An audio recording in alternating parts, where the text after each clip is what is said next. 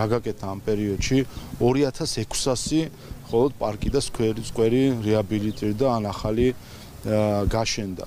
400 ჰექტარს მოიცავს ეს გამწვანებული სივრცეები და სარეკრეაციო სივრცე, რომელიც ამასობაში შეიქმნა 150 ჰექტრამდე ტყე იქნა მას ასე თავად ესეც კი აჩვენებს თუ რა მასშტაბური სამუშაოები ჩატარდა და რაც თავარია თითოეული მოქალაქე ხედავს რომ თბილისი აბსოლუტურად შეიცვალა, გამწვანებული არის, გარემო არის მისი მაცხოვრებლისთვის კომფორტული, რეკრეაციული სივრცეები არის ბევრი, ამას ხედავენ როგორც ჩვენი თანამოქალაქეები, ისევე უცხოელები და ამას აღნიშნავენ კიდევაც ხშირად. ზუსტად ამას ებრძვიან სინამდვილეში. ზუსტად ეს უნდათ, მათ შორის სოციალურ ადგილობრივ თვითმმართველობის არჩევნების კონტექსტში, ზოგიერთ უცხოელს, მათ დაფინანსებულ ზოგიერთ NGO-ს და პარტიას, რომ ნაცვლად ამგვარი განვითარებისა იყოს გრევა და იყოს პოლიტიკური ინტრიგების ეპიცენტრი თბილისი და არა შენების ეპიცენტრი თბილისი.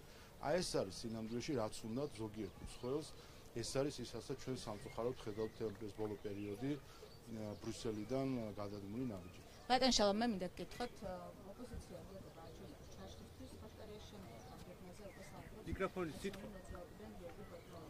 რა შესაძლოა ოპოზიციას ეს ამ პროცესში როგორც ხარდა შესაძლებელია თუ ეს იყოს მოვიდეს და დავამატებ შეიძლება აი სალომე ზურაბიშვილის კონტექსტში მანაც იგივე რომ არც ბოიკოტი და კი ბატონო შეხვალ სალომე შესაძლოა თუ არა იკოტი და არც საარჩევნოები.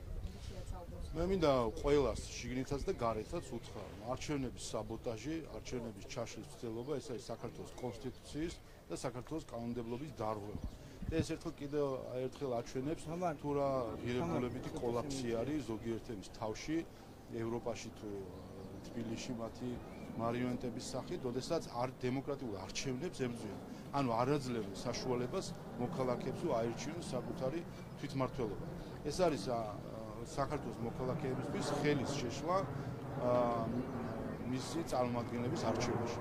ეს არის კონსტიტუციის, საქართველოს კანონმდებლობის და საერთაშორისო კანონმდებლობის დარღვევა. ეს არის თავდასხმა ქართულ დემოკრატიაზე, ამიტომ ყველა ის, ვინც ცდილობს რომ საბოტაჟი წაახალისოს ან საბოტაჟი მოაწყოს, არ ღვევს საერთაშორისო სამართალს, ეს არის ჩვეულებრივი პოლიტიკური აგრესია, რომელსაც ჩვენ ბოლო პერიოდში ვაკვირდებით.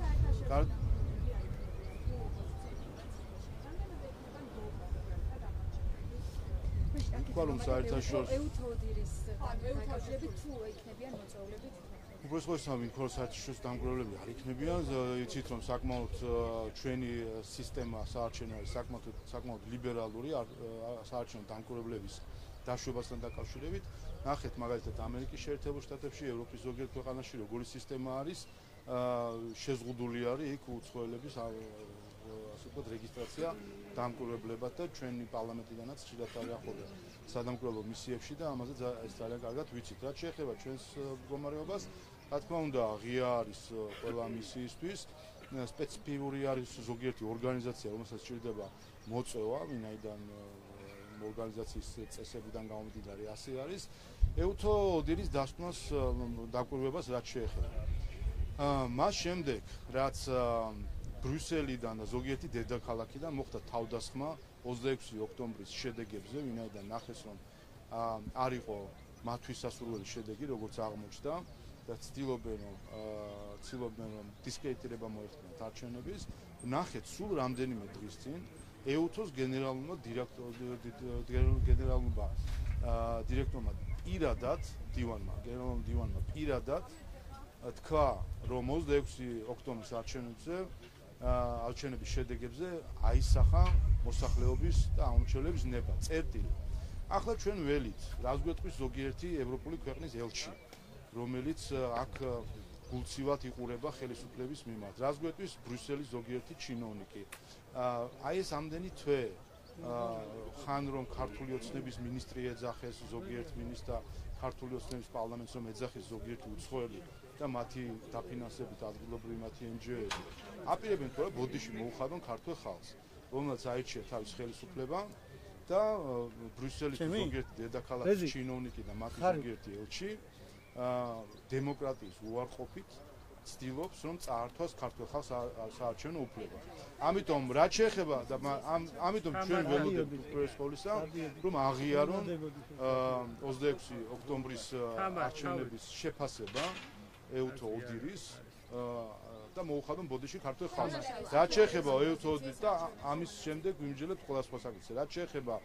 რაც შეეხება ზოგადად არჩევნებში მონაწილეობა არ მონაწილეობის და ამ მოწოდებს კიდევ ერთხელ ეს არის საქართველოს მოქალაქეებისთვის საარჩევნო უფლების წართმევის ცდილობა, რომელსაც ჩვენ ხედავთ დღეს ბრიუსელიდან. ბატონ შალ, მე მინდა გითხრათ ორი ოპოზიციური პარტიის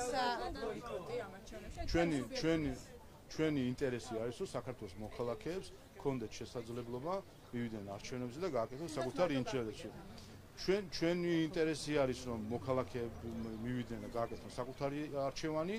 ჩვენ რა თქმა უნდა ჩვენს ამომრჩეველს, ჩვენს ხედვებს და კანდიდატურებს წარუდგენთ, თუ კი რადიკალური ოპოზიცია თავის ამომრჩეველს არ წარუდგენს თავის კანდიდატურებს, უპირველეს ყოვლისა თავის ამომრჩეველს დააზიანებს.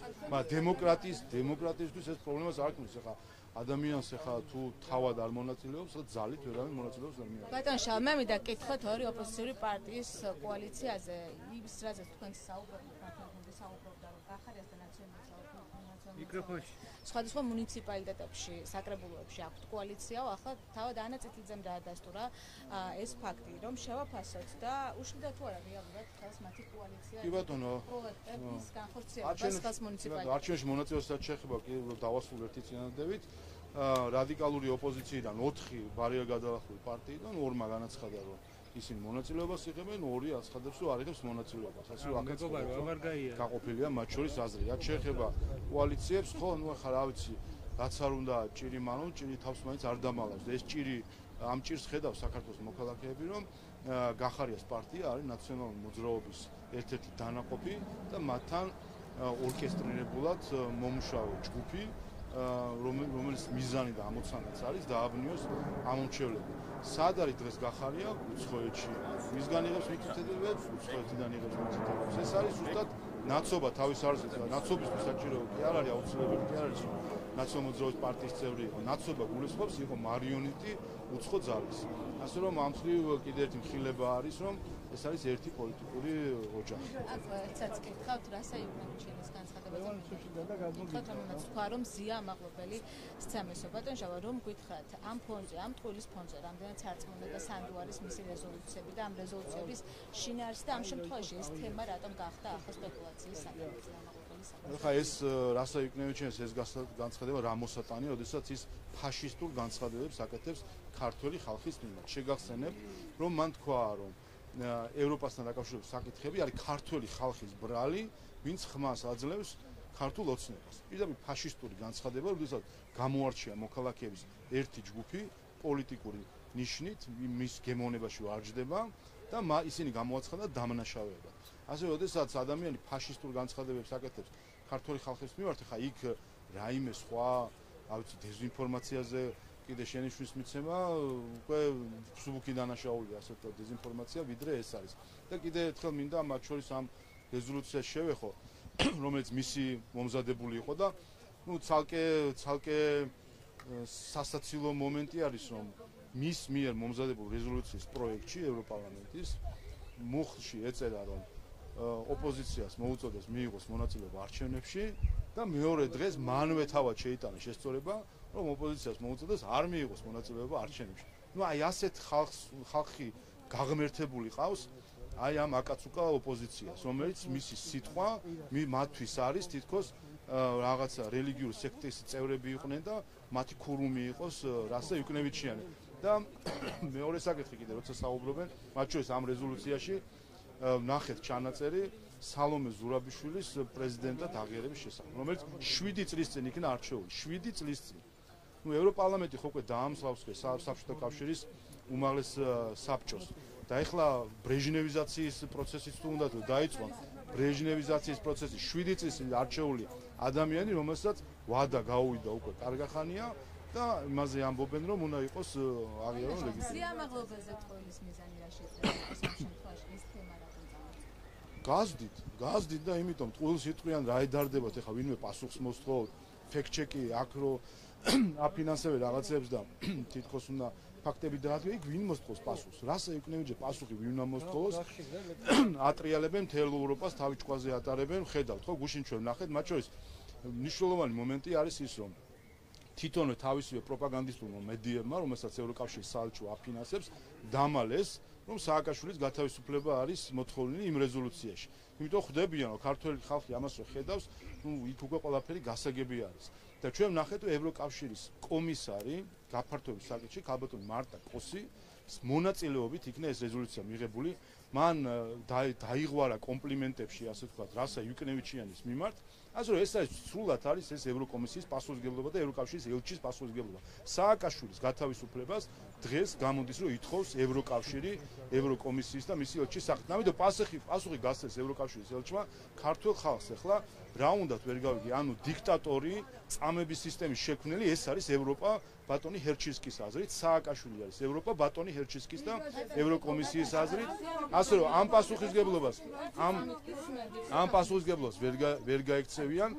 ევროკომისარის მონაწილეობით იქნა ეს რეზოლუცია მიღებული. რაიმე კრიტიკული მოსაზრება რეზოლუციის ტექსტის მიმართ მე არც კომისარი კოსისგან და არც ევროკავშირის საელჩოსგან არ მომისმენია და არც ევროკომისიისგან.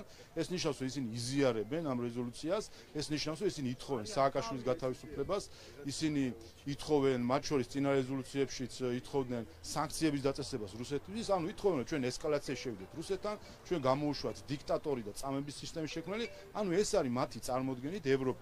ამიტომ ბატონმა ჰერჩისკმა უპასუხოს, ევროპა არის დიქტატურა, წამება, ესკალაცია, გაწირვა ქვეყნის კონფლიქტებისთვის და ასე ეს არის ევროპა, მისი აზრით. ერთად ჩაგეკითხა მზიან პროგრამაზე და დავასრულე. ის შესაძლოა იყოს კონკრეტულ ჯგუფებზე გათვლილი, რადგან შესაძლებელია სენსიტივური თემა იყოს პროგრამისთვის და ამიტომაც ამ შემთხვევაში ეს ტყუილი გააქცევა.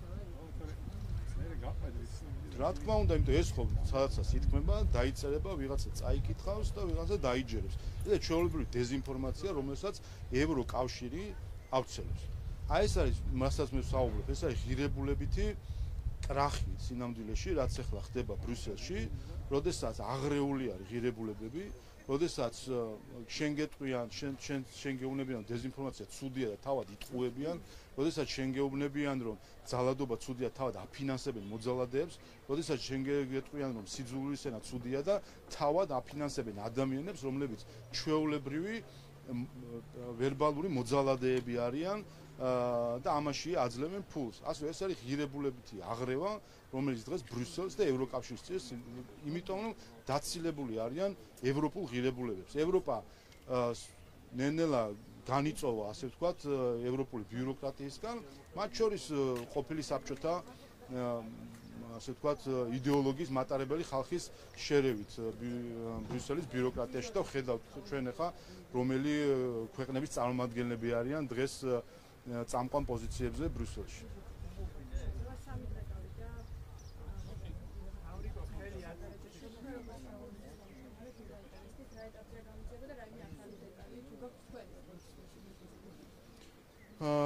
ძირითადად რაც გამოძიება ხედავთ, რომ მათ შორის საზოგადოებას აწვდის საკმაოდ ინფორმაციას და ძირითადად რაც ითქვა, ძირითადად ეს არის, რასაც გამოძიება ამასთან დაკავშირებით არის, თვითონ ფაქტი მეტნაკლებად შემთხვევა მეტნაკლებად ცხადია, როგორც მოხდა და მათ შორის არსებობს იმ შენობაში არსებული პერიმეტრზე არსებული საფრთხეების კამერის ჩანაწერები.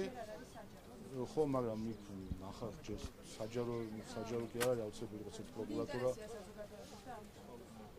პროკურატურა მოგვახსენა, მათ შორის ადვოკატიც იყო, რომელმაც ისაუბრა, მასაც ნანახი აქვს ეს კადრები.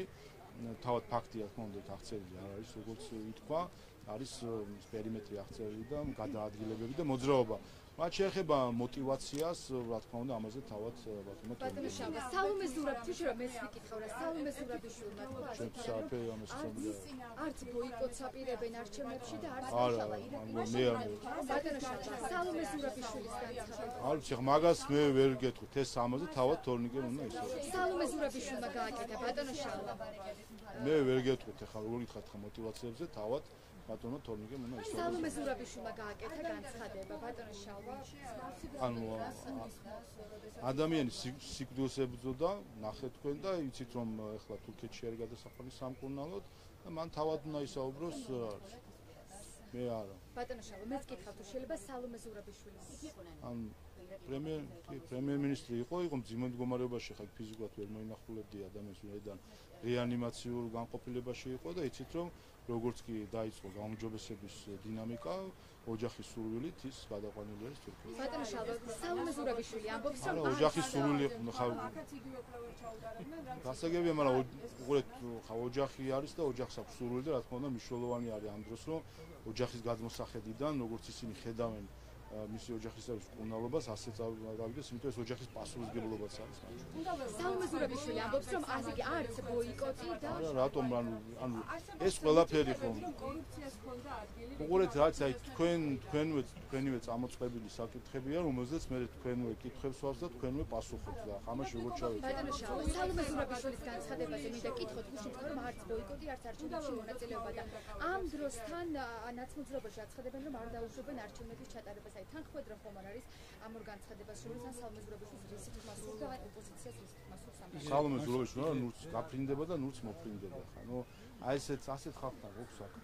ასეთ არასერიოზულ ხალხთან გვაქვს საქმე, რომელიც მე-7 წელია ამბობს რომ პრეზიდენტი ვარო, გაუვიდა ყველანაირი ვადა და ნუ აი რომელიღაცა კომედიური ფილმის პერსონაჟივით მიტაცებული აქვს პრეზიდენტის სტანდარტი, ცალკე ეხლა შეაკერინა და დადის ამ დროში და გაიძახის ვარ პრეზიდენტი. ნუ აი ხო სასაცილოა, სინამდვილეში ხო უნდა ამაზე ზოგადად ვიცინოთ.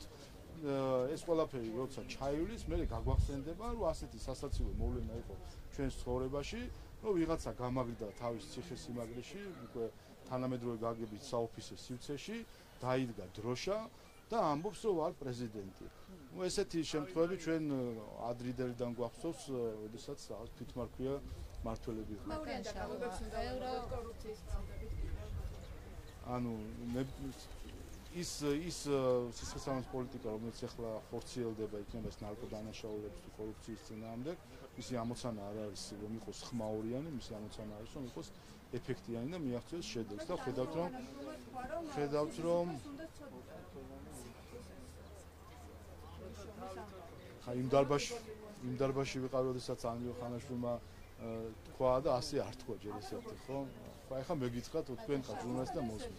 პარლამენტის პოლიტიკურმა ჯგუფმა შექმნა ვებგვერდი, სადაც წერია რამდეს მიკროფონს ამბობს უდიწყავს ევროკომისია. აქ მოკლედ ქართული ორგანიზაციებიც, მათ შორის საელა საფარი საკუთარ სოციალურ ხალხებზეა საუბარი.